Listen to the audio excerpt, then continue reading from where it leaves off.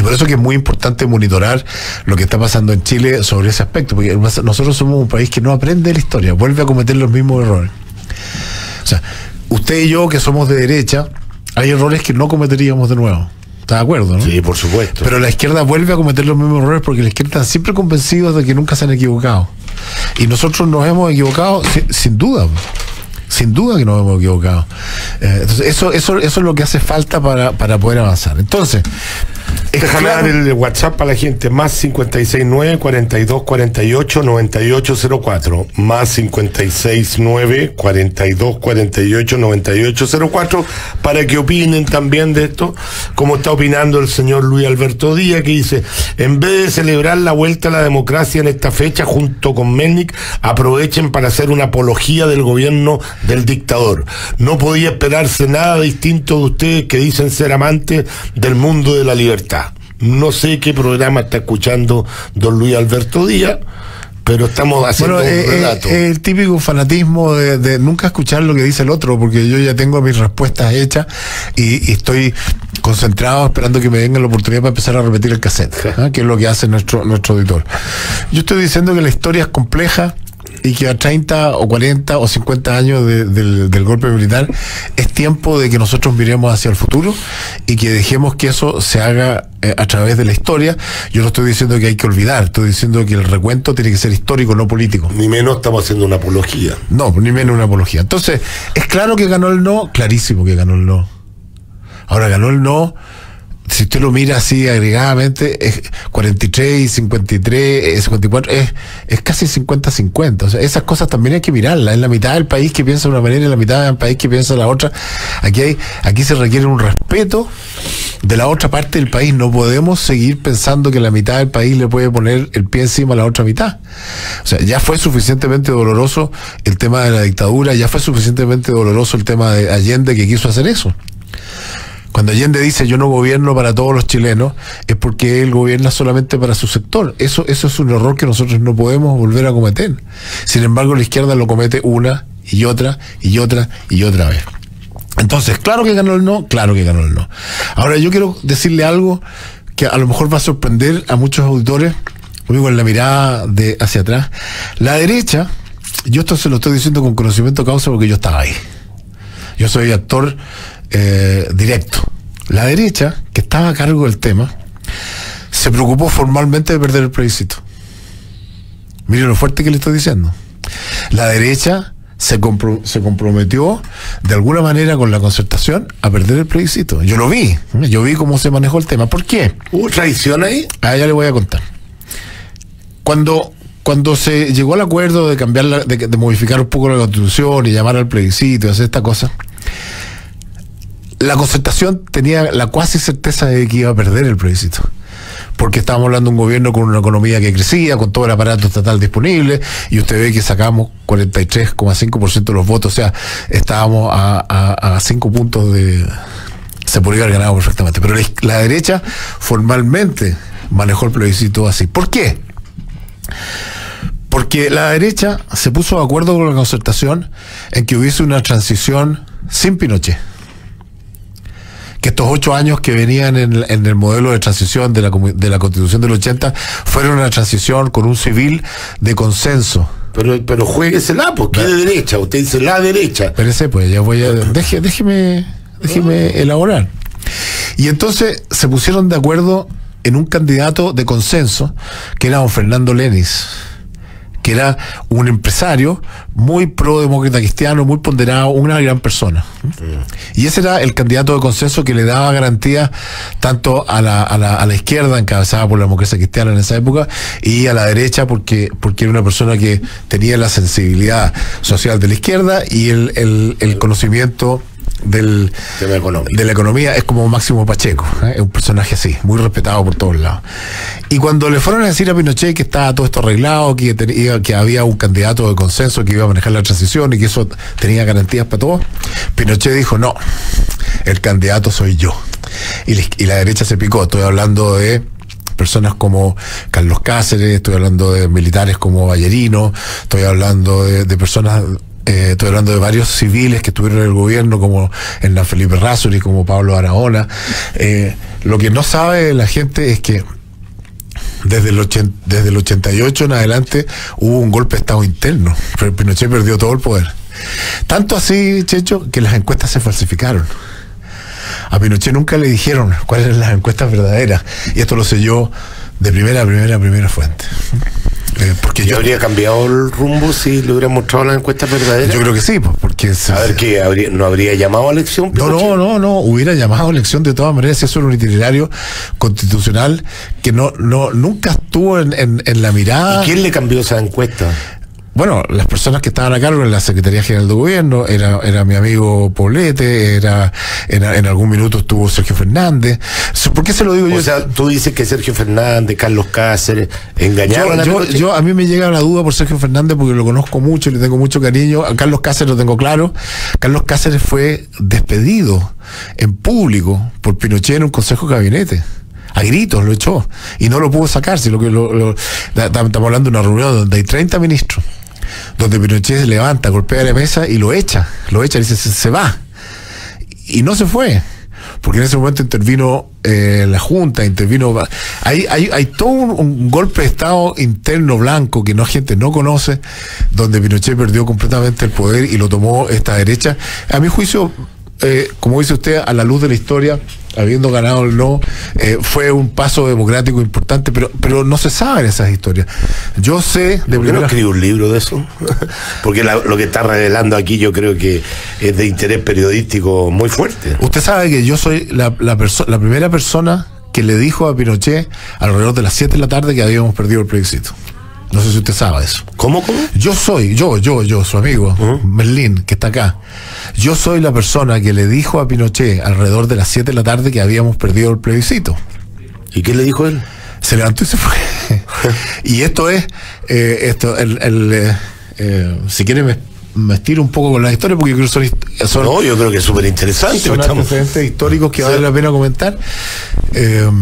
Había abajo en el búnker de la moneda, habían varios espacios habilitados donde se estaban conociendo los resultados. Y yo estaba a cargo de las encuestas en el 88. Un año antes del plebiscito, yo estaba a cargo de las encuestas. Las encuestas que yo tomé y como yo había trabajado en encuestas en la Universidad de Chile y todo y no teníamos mucha percepción de lo que la gente podía decir o no decir, yo solicité que hubieran 2 encuestas paralelas, que fueron Gallup y la Universidad de Chile. Y estas encuestas, entonces lo que yo quería ver es que si las encuestas convergían, eran datos creíbles, y si divergían, alguna de las dos estaba equivocada. Y me puse a investigar el tema y leí muchos libros y encontré que en Estados Unidos, estamos hablando de hace 30 años atrás, en Estados Unidos estaban muy desarrolladas ya en esa época las exit polls, las encuestas a boca de urna. Y las encuestas a boca de urna eran capaces de predecir a las 2 horas de la elección, de que partiera, o sea, antes que se saliera el resultado. Ningún resultado. A las 2 horas tenían un pronóstico con 10% de error y a las 3 horas tenían un pronóstico con un 5% de error. Y yo le propuse en esa época, estamos hablando un año antes del plebiscito más o menos, le propuse a Sergio Fernández, que era el ministro del Interior, que estaba encargado de este tema, que me asignara un pequeño presupuesto para hacer una investigación estadística para saber cuánto mentía la gente, porque el problema de la encuesta de la salida de urnas que usted no sabe, claro, sobre todo en un régimen autoritario, militar, claro, si le van a decir la verdad o no le van a decir la verdad. Entonces, en las pocas elecciones que habían, yo quería hacer unos testeos para tratar de entender el grado de sesgo o de error para poder corregirlo y hacer estas encuestas de boca de urna el día del plebiscito. Bueno, propuse esto. En esa época yo pedí un presupuesto de más o menos $50.000 para hacer la investigación durante un año, ¿no? Me mandaron a la mierda, porque decían que yo era un volado, que no sé qué, que estas cosas que nadie conocía, y me cerraron la puerta. Y no solo eso, sino que a mí esas encuestas, cuando partí yo, efectivamente me daban 55 por el no, 45 por el sí, a un año antes. Y yo estimaba que eran perfectamente repuntables en base a una campaña. A los 2 meses, Checho, a los 2 meses me quitaron las encuestas. y me dijeron que no las podía seguir manejando yo, porque yo ponía nervioso al gabinete cuando reportaba las encuestas, porque les daba la sensación de que íbamos a perder. Y yo les decía, es al contrario, yo creo que tenemos un año para remontar 5 puntos y se puede. Me las quitaron y se las pasaron a la Secretaría General de Gobierno. ¿Quién era en ese minuto? Poblete, Orlando Poblete. A partir de ese minuto, Checho, al mes siguiente las encuestas empezaron a marcar 55 sí, 45 no. Pero yo tenía confianza de que por lo menos la persona de la Universidad de Chile que yo conocía de las encuestas de empleo me contaba la firme. Bueno, 3 semanas antes del plebiscito me llama Sergio Fernández y me dice, oye, esas encuestas que tú querías hacer a la salida de las urnas, ¿por qué no las hacemos? Y dije, no las vamos a hacer porque no tengo confianza de que sé medir el grado de error que tienen por lo que la gente diga, porque la gente no está acostumbrada a estas cosas y por lo tanto es posible que mienta. Cualquier cosa que yo pudiera hacer en las encuestas sería un error gigantesco, porque podría parecer una cosa. No, me dice, las vas a hacer igual. No las voy a hacer. Las vas a hacer igual. No las voy a hacer. Las haces. Y dije, bueno, pero vamos a hacer lo mismo. Vamos a hacer 2 encuestas paralelas para tratar de verificar eso y qué sé yo. Me fui yo a votar el día del plebiscito temprano. Bueno, yo había hecho todos los cuestionarios de cómo se hacen estas encuestas exit polls, y yo manejaba la encuesta de la Universidad de Chile, y en la Secretaría General de Gobierno manejaba la encuesta de Gallup sobre el exit polls, que se iban a tomar las 2 paralelas. Bueno, fui a votar y me fui a La Moneda porque había, bueno, el día anterior del plebiscito, a las 7 de la tarde,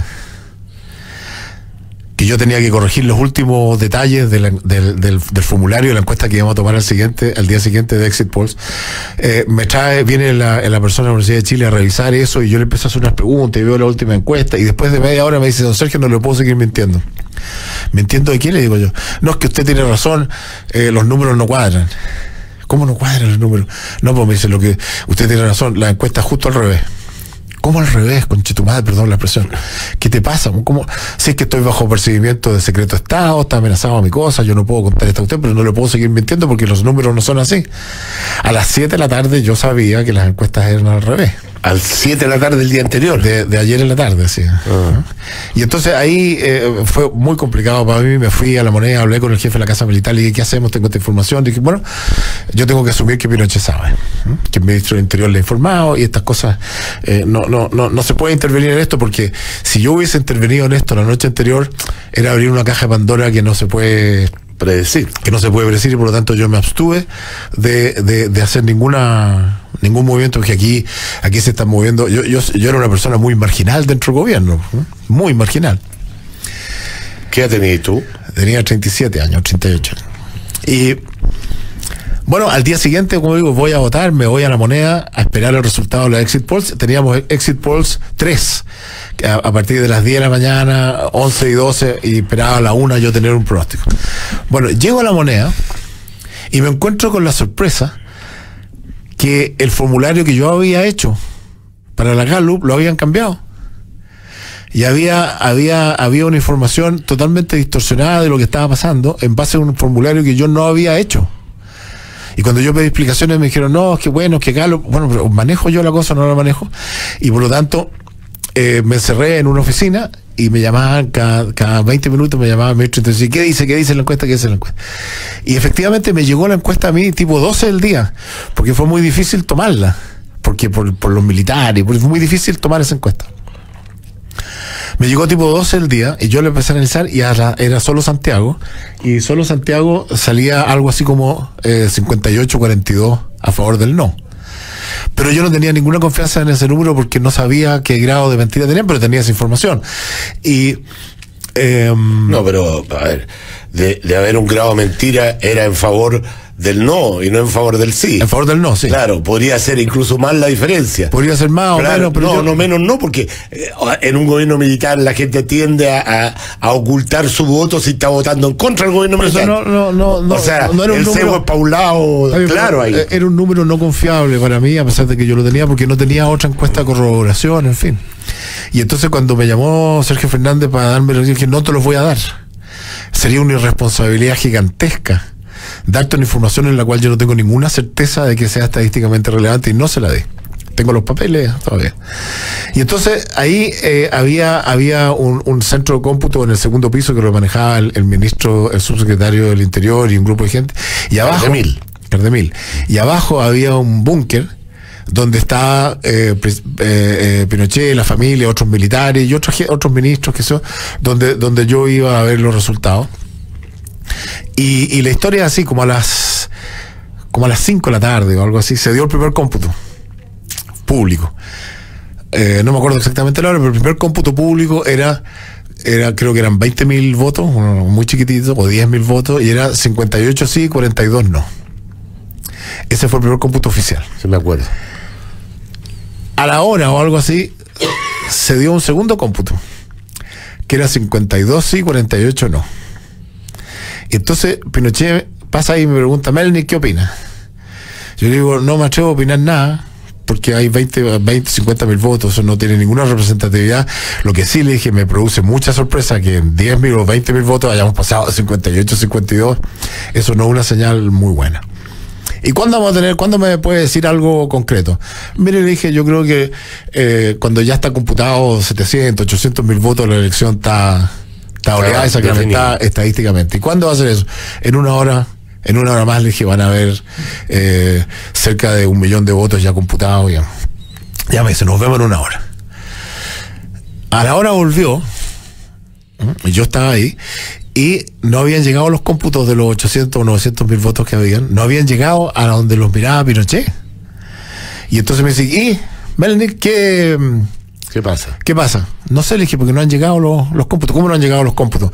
Y pegó un alarido, esos que pegan los dragones. Llegaron en 3 segundos. Llegaron pero no se los mandaban. Y entonces me pasan a mí un listado de computación. Habían 900.000 votos más o menos, de los cuales eran 600.000 de hombres y 300.000 de mujeres. Y me pasan un mamotreto de computación así, para que yo empiece a analizarlo, y yo me siento en una mesa, me acuerdo cómo está el día de hoy, una mesa grande, estaba Pinochet al frente, yo acá, los generales, los ministros, y yo no estaba preparado para hacer esas cosas. Me pasan una de esas calculadoras Casio, de esas chiquititas de 4 operaciones, y yo me siento en la mesa a calcular. Estamos hablando a las 7, algo así de la tarde. Me pongo a calcular con un silencio espectral, con 15 personas respirándome en la oreja, que es una cosa muy angustiosa, porque uno se pone nervioso con los nervios. Que no estaba ahí. Pero yo estaba al frente, estaba en la mesa, pero estaba sentado a la mitad de la mesa, y yo sentado a la otra mitad, estábamos de frente y yo haciendo los cálculos. Y el resto de los miembros de la Junta no estaban ahí. No estaban, era gente solamente del gobierno. Del Ejecutivo, digamos. Solamente el Ejecutivo. Y en ese momento era representado por Pinochet, y recordemos que el resto de los miembros de la Junta eran del Poder Legislativo. Sí, señor. Y entonces yo empecé a hacer los cálculos, y claro, lo que yo empecé a construir fue un escenario, porque dependiendo cómo se proyectaba uno, se proyectaba al otro, y después de unos 15 minutos, muy nervioso yo, y con esa calculadora de mierda, le digo, general, he hecho varios escenarios y quiero se pierde. Quiero decirles que en el mejor de los escenarios posibles estaríamos llegando al 49 por abajo. Pero si me pregunta cuál es el escenario real, el real es 54 o 55, 45. Eso es lo que yo creo que va a pasar. Entonces me dice, bueno, pero ¿y las mujeres? ¿Han votado pocas mujeres? Sí, por eso digo, que suponiendo que las mujeres son los distintos escenarios, suponiendo que sin poner voto a las mujeres y lo otro, pero piense que, y las mesas que no se han cerrado, bueno, esas mesas no se han cerrado porque partieron tarde porque se querían que partiera tarde. ¿Y se empezó a enojar? No, me miraba, pero me trataba deme una cifra buena por algún lado. No, me trataba de dar razones por las cuales mis cifras podían estar mal. Y yo le digo, sí, todo eso lo considerado, digo, en el mejor, suponiendo que se den todos estos supuestos que usted dice, llegamos al 49 por abajo, nunca al 50. Y si llegamos al 49 por abajo, bueno, podría haber una discusión de la cuestión electoral, revisión de mesas, pero en realidad lo que yo estoy calculando acá es 45-55. Entonces, usted me está diciendo que perdimos. Sí, general. 7 de la tarde. Se levanta, muy nervioso, y se va. Y en ese momento me empiezan a atacar a mí. Todos los generales y otra gente que estaba empezaron a preguntar, bueno, ¿cómo le decía eso al general? Y bueno, esas son las cifras, ¿qué quieren que les diga yo? Eso es lo que yo estoy mirando. Acuérdate que tenía el antecedente de la Exit Polls, que no se equivocó en nada, en Santiago. Y ahí empiezan a acontecer las cosas a partir de las 7:30 de la tarde. Y entra en ese momento, entra el general Serra, no sé si te acuerdas, el sub de desarrollo regional, era un general chiquitito, muy simpático. Entra Chunquiqui rojo. Melnik, me dice, concha tu madre, ¿qué le dijiste a mi general? Le dije que habíamos perdido el plebiscito. Pero bueno, tenéis que estar equivocados, no puede ser, porque a mí me preguntó cómo íbamos y yo le dije que íbamos ganando.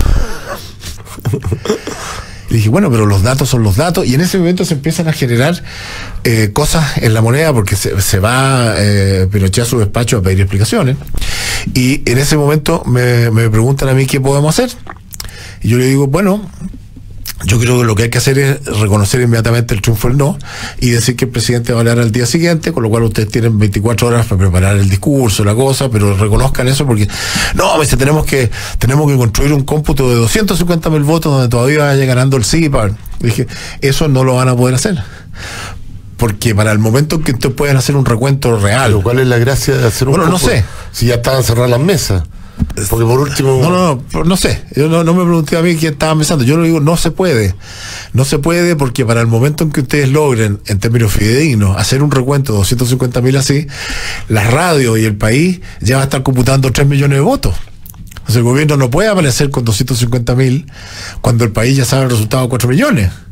Lo que yo creo el comando del no estaban conectados con todas las mesas y qué sé yo, tenían más información. Por supuesto. No todos sabían. Entonces se genera esa situación. Yo me voy después que le digo que eso no se podía, me dice, vamos a llamar a Hernán Vigi porque ese sí que sabe cómo hacer estas cosas y qué sé yo. Bueno, llamen a quien quieran. Yo me fui al segundo piso. No querían dejar entrar. No me querían dejar entrar, chicho. Dije, a mí no me va a parar nadie en la entrada, yo soy un ministro dentro, y entré a patas para adentro y me senté, estaba Cardemil, otra gente, estábamos conversando. Llegó Vigi tuvo 1 hora adentro haciendo los cálculos y sale y dice, no se puede porque hay 3 o 4 millones de votos, estaríamos siendo locos. Y esto ya eran las 8:30 de la noche. Y en ese minuto... Pero es que no entiendo cuál era el objetivo de tirar una cifra parcial, no sé, que fuese ganando, no entiendo. No sé, querían ganar tiempo. En ese minuto, 8:30 de la noche, que estamos sentados arriba en el segundo piso, le llega una nota a Cardemil, y Cardemil sale de la mesita donde estábamos y vuelve con la cara blanca como un papel y nos dice, me acaba de llamar Andrés Alamán. Y me dice, estamos a las 8:30 de la noche, me dice, Andrés Alamán, que o nosotros reconocemos la pérdida del plebiscito o lo hace Harpa por su cuenta o en una hora más en las noticias. ¿Qué hacemos? Entonces yo dije, bueno, reconózcalo. Denle la autorización a Harpa para que lo reconozca. ¿Qué es lo que pasó? ¿Te acuerdas que Harpa, tipo 10 o algo así de la noche, él reconoció que habíamos perdido el plebiscito y ahí se acallaron los ánimos? Y todo yo lo que recuerdo, que no tengo muy buena memoria, es que la primera cosa que descomprimió fue cuando Matei. No, eso es mucho más tarde, eso como a las 12 de la noche. Sí, pero que no había habido nadie del gobierno. Porque, a ver, Harpa no era del gobierno. Pero Harpa es el tutor intelectual. Había sido ministro del Interior. No, había sido ministro del Interior y nadie puede dudar la posición de Harpa. Y Harpa, todo el mundo sabe que era el tutor intelectual de Cardemil y que era una relación increíble. Harpa lo reconoció. Harpa fue el primero que lo reconoció y eso dio el paulo porque eso estaba grabado. Matei llegó como a las 12 de la noche. Entre medio iban los IBE, los idas y venidas, y se citó un consejo de gabinete para las 12 de la noche. Está bueno, se nos pasó el tiempo con este relato tan interesante que lo vamos a dejar pendiente porque yo creo que es muy importante conocer la historia desde el punto de vista de un protagonista, y un protagonista tan sincero como que nos está contando todo lo que pasó ahí al interior.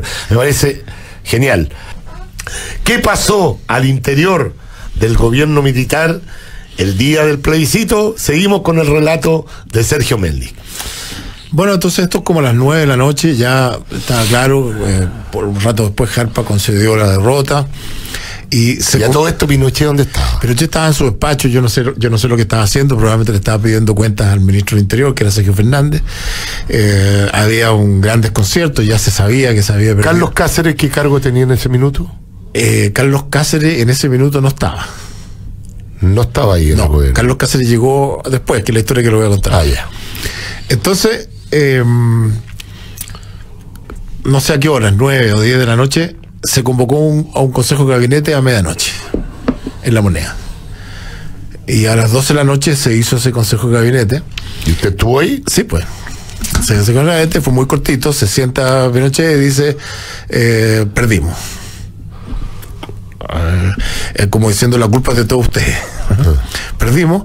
Él concede la derrota frente a su gabinete y dice, pasen todos por abajo a firmar la renuncia, porque mañana a las 8 de la mañana hacemos un cambio de gabinete. Y se levanta la sesión y fuimos todos a firmar la renuncia y se convocó a este consejo de hacer este cambio.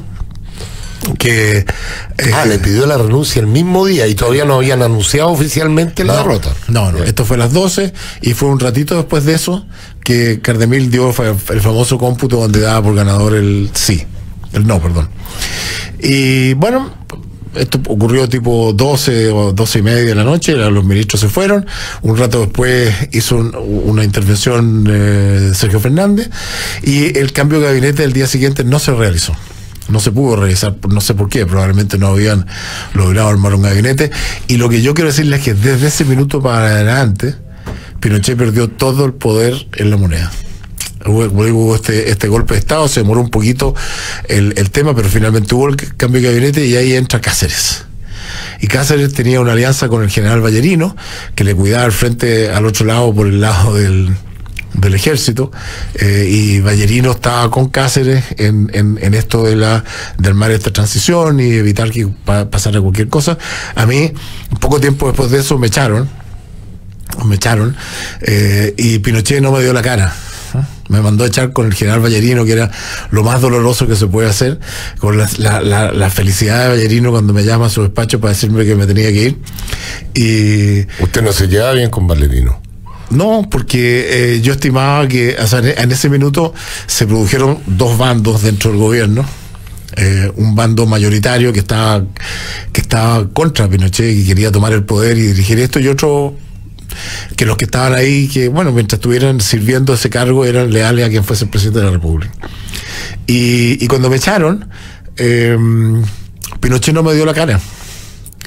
Lo hizo hacer a través de Vallerino, que estaba muy contento, y yo me fui para mi casa, que en ese momento ya estaba peleado con la derecha, representada en este caso por las personas que te he nombrado, y estaba peleado con la izquierda, que no me querían porque había sido parte del gobierno militar. Yo a partir de ahí pasé unos momentos difíciles porque me quedé cesante y yo no tenía muchos recursos. En esa época era soltero, así que tampoco tenía muchos problemas.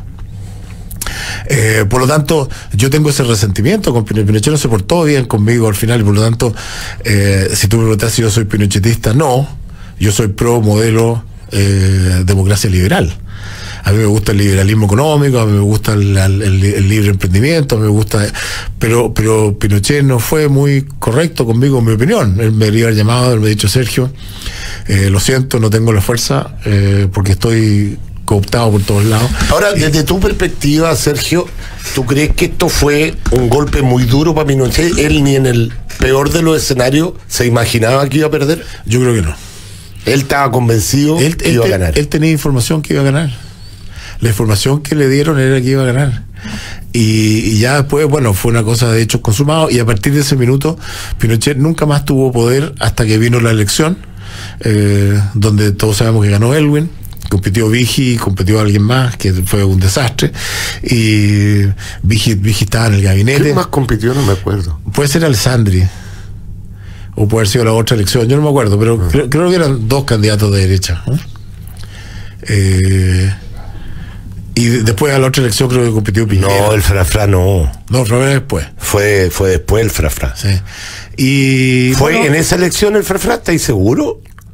O sea, ¿estaba Vigi y el Frafra? No. Vigi no. Vigi yo creo que compitió con un Alessandri. en el primer, que debe haber sido Renovación Nacional. Hay que verlo. Y dije, búscate por Ángela. Da lo mismo, en ese minuto las cosas estaban zanjadas. A ver, pero me llama la atención que tú dices que ahí perdió Pinochet el poder total, que hubo un golpe de Estado interno.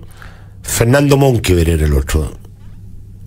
Pero Fernando Monkever después haría por la oposición. Hernán Vigi, Frafra, Patricio Elwin, Fernando Monkever. Eran más, po. Fernando Monkever. Bueno, eran 4. Fíjate, cómo pasa el tiempo, uno se lo olvida. Da lo mismo. Espérate, quiero acotar en lo que dijiste tú, que Pinochet pierde totalmente el poder porque tiene un golpe de Estado interno. Profundiza un poco más en eso, porque bueno, yo lo que estoy diciendo es que todo esto se manejaba. A mí me llamó Carlos Cáceres una vez a su oficina y me dijo que me tenía que cambiar de equipo. Habían 2 equipos, que me tenía que ir a trabajar con la gente que estaba armando esta cosa. Y le dije, yo no sabía que habían 2 equipos. No me quería mucho. Y Vallerino tampoco, que estaba aliado con él. Incluso, como se comenta, a mí no me consta porque no estaba ahí, pero lo que se comenta la gente que conocía yo en esa época, es que a Vallerino le habían contado la historia de que él podía ser un candidato presidencial. Por eso se sumó a esta cosa, porque él era de confianza de los militares y había sacado credenciales democráticas porque había tomado este poder contra Pinochet, en fin. Y de hecho, si tú lo piensas en la historia, esta movida de Vallerino a Pinochet le dolió mucho. Tanto así que nadie se explica por qué Vallerino, habiendo sido ministro secretario general de la presidencia, o sea, la mano derecha en términos del manejo de las leyes en ese momento con la Junta, nunca lo nombró comandante en jefe del ejército. Cuando le correspondía a Vallerino que Pinochet lo nombrara comandante en jefe del ejército, Pinochet le pasó la cuenta, que fue lo único que pudo hacer.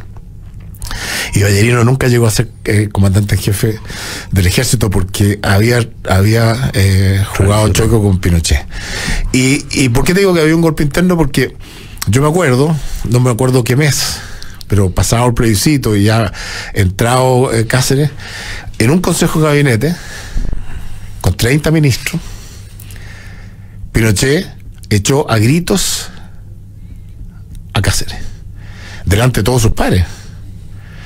Los consejos de gabinete, queridos amigos, para que ustedes sepan, siempre son una lata, porque en los consejos de gabinete no pasa nada relevante nunca. Son hechos para los medios de comunicación, para se juntó el gabinete. Las cosas en todos los gobiernos, ni este, el otro, no. El consejo de gabinete no es una instancia de debate, es una instancia de información, básicamente, donde se juega el juego esto de los rituales, en fin, que es importante. Pero no se decide nada. Y los consejos de gabinete en esa época menos. ¿Y tú estabas en ese consejo? Por supuesto. Cuando lo echó. ¿Y por qué lo echa de esa forma? Yo estaba ahí. El ministro del Interior se sienta frente al presidente de la República y los consejos de gabinete parten con la cuenta del orden público. Y Cáceres se mandó una lata de 45 minutos del orden público, dando información, y Pinochet con una paciencia enorme escuchándolo, y de repente se crispa, se levanta, golpea la mesa. Pero porque debe haber dicho algo que lo crispó, pero ¿por qué se estaba dando? Porque le estaba proponiendo cambios de constitución, no sé, alguna cosa que entonces se levanta, pega un golpe a la mesa y le dice: usted me tiene hasta acá. Esto es textual, usted me tiene hasta acá desde el mayo no sé cuánto, que me está molestando por el tema de esto y lo otro, se me va en este minuto. Se va, no lo quiero más en el gabinete. Y se levanta Pinochet y se va. Y nosotros nos quedamos consternados. O sea, yo no había visto nunca una cosa así, que echara al ministro del Interior, vicepresidente de la República, a grito. Por supuesto, yo creo que todos van a negar, pero los que estaban ahí, los que estuvieron ahí, lo saben. Los que estuvieron ahí lo saben. Y se produce la consternación, salimos allá. Y lo más notable es que no se va. ¿Cómo no se va de la sala? No se va del gabinete. ¿Y cómo eso? Esto es lo que te estoy tratando de explicar. Sí. Pinochet no tenía el poder para cambiar un ministro. Simplemente no lo tenía. ¿Quién estaba mandando en ese minuto? Bueno, en ese minuto estaba mandando Pablo Barahona, Hernán Felipe Razzoli, estaba mandando Vallerino. Ahí llegaron gente de la Junta y dijeron que no podía sacar a Cáceres, que Cáceres estaba conduciendo este proceso de transición a la elección y que ellos no iban y que si echaba a Cáceres los tenía que echar a todos ellos. Y lo presionaron y no lo pudo sacar. Y ese fue, para mí, en ese minuto, el testimonio claro de que Pinochet ya no mandaba. mandaba a este grupo que estaba ahí, que si tú, bueno, yo no estoy juzgando, porque yo no estaba metido en ese circuito y por lo tanto no sé qué información se manejaba, no sé cuáles eran los acuerdos con la concertación, y tú dices, mirado en retrospectiva, lo que pasó finalmente con el no y la elección y los 20 años de concertación fueron buenos. Raya para la suma, ¿no? No, o sea, desde el punto de vista de los resultados no fue malo. Entonces, yo no estoy jugando, yo estoy solo contando la historia. Solo contando la historia que yo conocí y que, por supuesto, lo más probable es que la quieran desmentir y que quieran decir que ellos piensan distinto, que yo estoy loco. Bueno, algún día se escribirá la historia completa. El hecho concreto es que así fue, vino la elección nosotros todos lo conocemos. Nosotros todos sabemos que la campaña del no fue terriblemente mala. Terriblemente mala. Yo me acuerdo que no habían computadores, las casas del no funcionaban apenas, el programa era malo, era todo mal hecho. La campaña del no. La campaña del sí, perdón. La campaña del sí era muy... La campaña del no fue extraordinaria. Sí, muy buena. La campaña del no... la campaña del sí funcionó en base al miedo y la campaña del no funcionó en base a la alegría. Exactamente. Dos cosas totalmente distintas. Entonces, comunicacionalmente. Cuando vimos la campaña del sí y el no, era evidente que la campaña del sí era como la corneta y la campaña del no estaba bien pensada, aludía a las emociones, nosotros aludíamos a la razón. Yo no estaba encargado de la campaña. Pero tampoco sé si hubiera sido capaz de hacer una campaña mejor.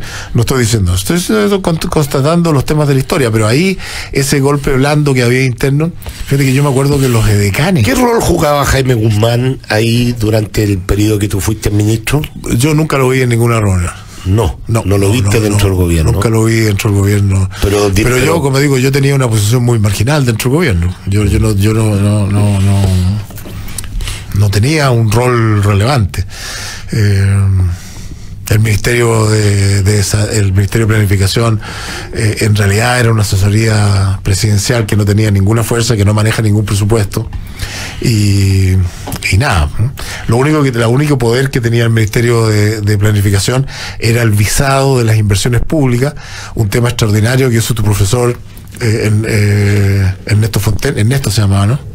Perrito, péscame. Es que están complementando la información que está dando usted. Dice, ojo, el mismo Cáceres en entrevista en televisión afirma que lo ha hecho, pero cuando él cargaba sus cosas en la oficina, Pinochet le dice que le acompañe a un acto a Carabinero y se dio por recontratado. Firma Francisco Quirós Maturana.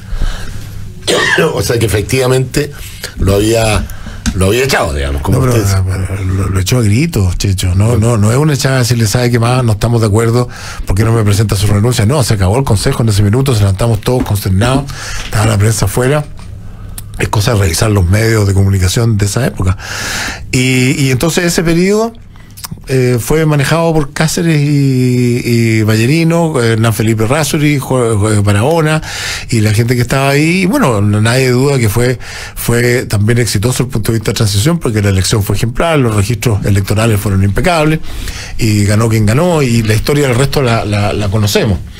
Entonces yo con esto te estoy diciendo que la política es siempre compleja y no muy limpia en todos los aspectos. Pero lo que yo quiero decir es que finalmente sí, es verdad que ganó el no, pero también es cierto que hay un gran triunfo de esa institucionalidad. Esa institucionalidad, el no la legitimó, ¿o no? La legitimó. Y la apuró también. ¿Ah? Y la apuró también. No, por eso, pero la legitimó. Porque obviamente que el camino del sí también estaba escrito, lo que iba a pasar, pero eran 8 años más de Pinochet. Pero... Y tú sabes que todos los gobiernos a nivel mundial que han sido una dictadura o han sido un gobierno de facto, cuando se reeligen, es poca la credibilidad que tienen a nivel internacional ese tipo de reelección. Entonces el triunfo no de alguna forma apuró esta catalizó vuelta, una situación, apuró esta vuelta a la democracia. Pero catalizó esta situación dentro de un marco institucional que funcionó. Eso es lo que te estoy diciendo. Obviamente. Funcionó, se perdió el plebiscito, se llamó la elección, se ganó la elección, partió el gobierno que seguía. Esos gobiernos duraron varios años, o sea, varios periodos, 4 para ser concreto. 2 de la Democracia Cristiana, 2 del Partido Socialista. Pero es cierto, como dice Elio Noya, que tomaron este modelo económico que venía expandiéndose al 8-9%, lo que le dio una tasa de crecimiento al país en el periodo de Elwin del 7,7%, que ya es más baja que el 10% que venía creciendo. Después lo tomó Lagos, y el periodo de Lagos, que fue más largo, no creció al 7,7%, creció al 5,4%. Y después lo tomó Frey y creció al 4,4%. Y después lo tomó Bachelet y creció al 3%. Después lo retomó Piñera, creció al 5%, lo que te demuestra que hay un tema de manejo. Lo volvió a tomar la presidenta Bachelet y cayó al 1,5%. O sea, lo que estoy diciendo es que el modelo ha hecho cosas por sí mismo. El modelo en sí es virtuoso. Y cada vez que se le atacaba al modelo, como lo atacó en el gobierno de Bachelet, ha tenido su más bajo crecimiento. Tenemos que hacer la pausa y seguimos con esta, yo diría, tremendo relato de Sergio Mendy, que estoy seguro no va a quedar aquí, sino que va a tener repercusiones. Aquí Hernán Núñez nos cuenta: lo más nefasto para el plebiscito fue la gestión de Orlando Poblete. Lo que dice Mendy que es absoluta verdad, fui testigo presencial de ello. Adentro del búnker estaban los generales Sinclair, Serré, Garín y Sergio Valenzuela. Pongo en duda la forma como salió del gabinete Carlos Cáceres, no lo creo. Bueno, él parece que lo confirmó en una entrevista de televisión, por lo que nos llega la información acá. Y nada, pues si Mendy estaba ahí, vio... No, yo estaba ahí, esto no es que me contaron. No, yo estaba ahí y fuimos, los 30 que estábamos ahí, fuimos testigos de una cosa bastante inusual. Entonces, si Pinochet no hubiera tenido la presión que tuvo con toda su gente, todos estos civiles que estaban ahí, ¿habría entregado el poder, crees tú? Yo pienso que sí. Yo creo que por lo menos todos los civiles que estábamos ahí y una gran parte de los militares que yo conocía estaban todos comprometidos con este itinerario. ¿Por qué se demoraron tanto en dar el resultado si ya lo tenían hace tanto rato? Yo creo que se demoraron tanto por esto que te decía de la falsedad de las encuestas, porque toda la información que se manejaba oficialmente dentro del gobierno era que el sí ganaba, y ganaba ampliamente. Entonces, cuando viene este golpe tan duro a las 7 de la tarde, cuando yo le cuento a Pinochet que hemos perdido el plebiscito y se empiezan a garatear los hechos, yo creo que estaban totalmente consternados. Es como vamos para el norte y partimos para el sur. Entonces yo creo que no supieron qué hacer, y puede ser, pero no una explicación suficiente. Bueno, es que yo no la tengo porque yo llegué hasta ahí. Ahora puede ser siempre en una elección hay muchos senadores, diputados que van a una elección que en la noche están ganando y al día siguiente amanecen perdiendo, y tú puedes estar consternado, pero no demora ni un segundo en reconocer a la luz de los resultados el triunfo o la derrota. Yo no sé, yo no puedo decir que no hubo gente que haber querido no entregar el poder. Puede ser, porque yo no sé qué pasó en las oficinas de Pinochet o de Sergio Fernández a esas alturas del partido. Yo te estoy contando lo que me tocó vivir a mí. Yo a las 12 de la noche yo me fui a mi casa tipo 2 o 3 de la mañana. No había ninguna evidencia que dentro de la moneda hubiera ninguna activación de nada. La moneda está en una soledad absoluta, oscura. Como están los lugares donde están los perdedores. Los lugares donde están los perdedores. Claro. Y como te digo, a las 12 de la noche, que es un poquito antes de que llegara Matei, Pinochet había concedido la derrota a su gabinete. Yo creo que eso de que Matei fue a decirle que no podía hacer, yo no se lo creo nada. De hecho, la evidencia que hay es que Matei... A ver, tú estabas ahí cuando Pinochet reconoció la derrota a su gabinete antes de que llegara Matei. O sea, Pinochet había reconocido la derrota, porque no puede reconocérsela al gabinete y después negarla. En mi opinión, eso es así, en mi opinión. Pero como digo, todas esas conversaciones de alta esfera, yo te insisto, yo era un ministro marginal. Los ministros importantes estaban en otra sala. Y eso es lo que yo conocí, y yo no vi ninguna intento, ni manifestación, ni conversación que fuera conducente a decir no vamos a reconocer esta derrota. Como digo, la derrota se concedió después de esta llamada de Andrés Alamán, y yo creo que Andrés Alamán la puede ratificar si es que lo llamamos. que él llamó a Alberto Cardemil y le dijo eso, y Alberto Cardemil, yo estaba ahí, me lo sabía, llamó a Andrea Alamán y dijo que si no lo... Sí podemos contactar a Andrea Alamán que nos cuente un poquito de eso. Claro, si no la concede el gobierno, la concedemos nosotros como partido de gobierno. ¿Qué fue lo que ocurrió? ¿Qué fue lo que ocurrió? Fuera de Chile, no podemos llamarlo. Y esa es parte de la historia. Entonces, raya para la suma, desde la fecha hasta ahora, esa institucionalidad ha funcionado. Con discusiones, con problemas, con cambios. Hay una constitución. ¿Cuántas veces ha cambiado la constitución? Tiene 100 y tantos cambios. Tiene 100 y tantos cambios, pero sin embargo ahí está y funciona. Y el modelo económico y social ha traído grandes ventajas para el país, ha traído problemas, no cabe duda. No hay sociedades perfectas, pero hay sociedades que funcionan mejor que otras. Y cuando nosotros lo comparamos con los modelos de sociedad que propone un grupo de los chilenos, vemos que no han aprendido nada. Que la defensa de la democracia, que es la lección que hemos aprendido todos, es importante, porque cada vez que se instala un gobierno por la fuerza, no se puede deshacer de esa fuerza por mucho tiempo. Le pasó al gobierno militar y le ha pasado a todos los gobiernos que han llegado por la vía revolucionaria al poder, que no se van nunca. Porque no pueden, porque la fuerza significa cometer violaciones de todo tipo de las reglas. ¿Por qué no se va Maduro? No puede, porque si Maduro se va democráticamente y llega un gobierno democrático al poder, Maduro va a ir a la cárcel, sino a la horca, por todas las aberraciones que ha cometido. ¿Por qué no se podía bajar Fidel Castro? Porque Fidel Castro cometió tantas aberraciones que no se podía. Y de hecho tú ves que después que cayó el muro de Berlín, se arrancaron todos, porque los que no se pudieron arrancar pasaron a estar presos. Entonces, yo digo, miremos la historia con altura, pero miremos el futuro. Dejemos que la historia haga su trabajo sabio, reposado, y no la política. Si nosotros queremos dejar la interpretación de la historia a la política, estamos perpetuando el sí y el no para siempre. Y los países requieren acuerdos básicos. Por eso a mí, tú me preguntas, ¿me molesta o me gusta que Piñera esté celebrando el no? Me agrada. ¿Por qué me agrada? Porque es un triunfo de la institucionalidad. Es una pérdida de una elección, sí, como se pierden tantas elecciones y se ganan elecciones. Pero cuando uno gana una elección o pierde una elección, no pierde el sistema. Y aquí lo que ganó fue el sistema.